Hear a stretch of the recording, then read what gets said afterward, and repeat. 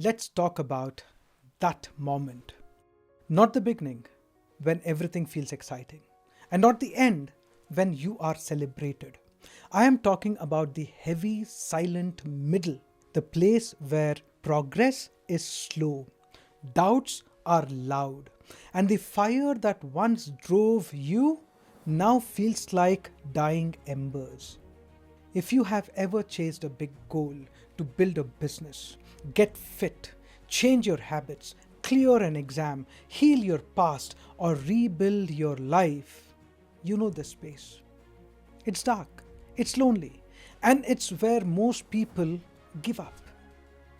This video is your lifeline for those moments because I will give you 5 steps, raw, practical, and psychological, to help you stay focused on your goals even when your mind is screaming to quit. And if you are new here, my name is Dr. MD. I am a Guinness World Record Holder in super memory, a published author, and I hold a doctoral degree specializing in peak performance mindset and personal mastery. I work with individuals who feel stuck, scattered, or burnt out, and also with top performers who want to amplify their impact, clarity, and results. What I do is simple. I help you break mental plateaus, eliminate internal blocks, and build the kind of focus and confidence that produces real world wins in study, business, leadership, and life. Before we dive in, take a second to drop a comment below. Tell me, what goal are you holding on to right now, even when no one sees the effort? Writing it down is not just for me, it's for you. It's your declaration to yourself. Let's begin.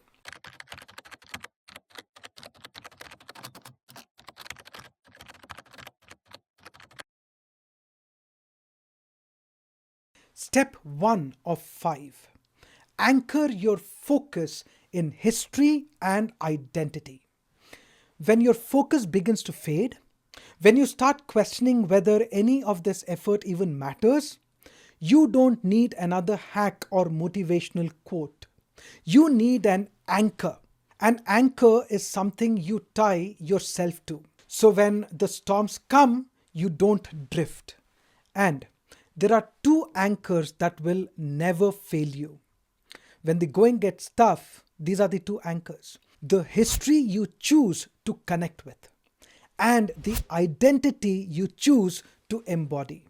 That's why I want to remind you of certain people, not just for inspiration, but for calibration. These are stories you can choose to hang on to when your own feels too heavy. These are references you can return to when your environment offers none. Because anchoring your focus in history means you stop seeing your struggle as personal and start seeing it as a part of a much larger pattern. Now, Chanakya wasn't born with status. He earned it through intellect, strategy, and brutal patience. After being insulted in the Nanda court, he could have stayed angry. Instead, he built an empire in silence. That's not just revenge. That's long-term focus executed with surgical calm.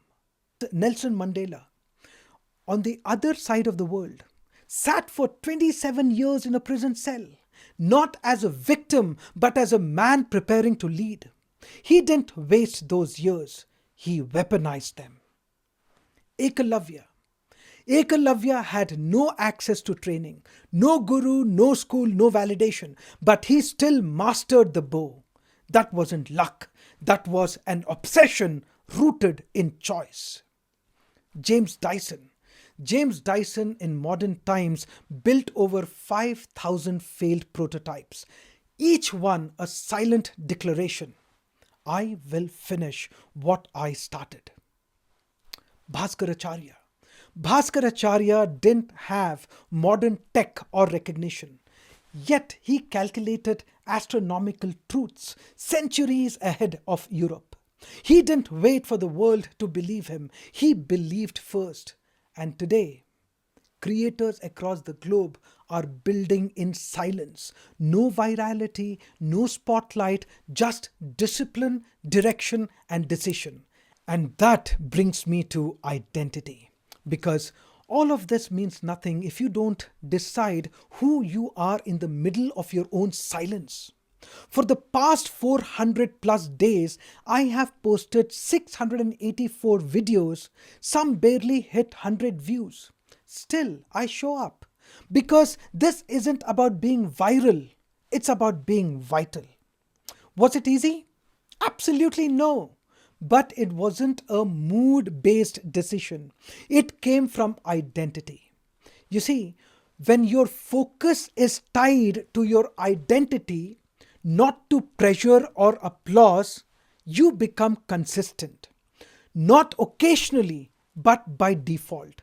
So ask yourself, what will you tie yourself to when motivation disappears? A piece of history that reminds you what's possible? A version of yourself that refuses to back down? Because once your focus is anchored in something eternal and something personal, you stop chasing results and you start becoming the result. Step 2 of 5. Rewire your why. Now, hear me. Motivation doesn't die. It just mutates. When you started this goal, maybe you wanted success, fame, confidence, security. And that why was enough to get you moving. But when you are deep in the process and everything hurts, that same why may not move you anymore. That's when you need to evolve your why. Make it personal. Make it primal. I'll give you mine. I didn't build my career to prove I am smart. I built it because I never wanted to be that guy again. Broke, addicted, forgotten, hungry, numb. I built it because I wanted to look my daughter in the eye and say, you will never have to see what I saw. Your why must feel like oxygen. If it doesn't, you will quit the moment it rains. So revisit your why. Rebuild it. Burn it into your blood. Your why must be painful enough to make you move and meaningful enough to make you stay. And if your emotions are spiraling, fear, shame, rage, grief, and you want to turn that into power instead of paralysis, check out my free method called HATS. It's free as of now. It shows you how to convert negative emotions into drive. The link is below. Step 3 of 5. Normalize the dip. There's a trap no one warns you about. I call it the collapse of expectation. It's when you start something with fire and halfway through, reality punches you in the face. Your results are slower. Your audience is smaller. Your growth is invisible. And suddenly, that dopamine dies. You start thinking, maybe I am not cut out for this. That's a lie. This is not the end. This is the dip. And this is something that most of us miss. Every goal has a dip. It's not a sign to stop. It's a test. And the dip isn't there to break you. It's there to separate the curious from the committed. Expect the dip. Embrace the dip. And grind through the dip like your future depends on it. Because it does. Now let's look at step 4 of 5. Protect your input like a commander. you are not losing focus. You are drowning in noise and clutter. Every scroll, every notification, every friend who says maybe it's not meant to be is weakening your clarity when they try to demotivate you. Every cynical voice you allow in, every reel, every opinion, every passive aggressive joke is distorting your signal. And what is that signal? It's your internal frequency, your clarity. It is your purpose. That is what I mean by signal. It's your purpose, your knowing. It's the part of you that still remembers why you started. Ancient sages didn't go into forests to escape. They went to protect that signal. Focus isn't a mindset, it's a field. And that field is sensitive. The wrong input creates static. And in static, you can't hear your truth. So, guard your mornings, audit your energy, unfollow noise, design your environment, read, sit in silence, move your body, touch your dream every single day. You don't rise to the level of your ambition. You always fall to the level of your inputs. Protect the signal or lose the mission. Step 5 of 5. Shrink the lens. Everyone, wants to build the empire. No one wants to sweep the floor. But the masters, the swordsmiths, the sculptors, the yogis, they knew one secret. The next stroke is everything. That's all you control. I tell my students in Foundation X, don't focus on building a business. Focus on one honest conversation today.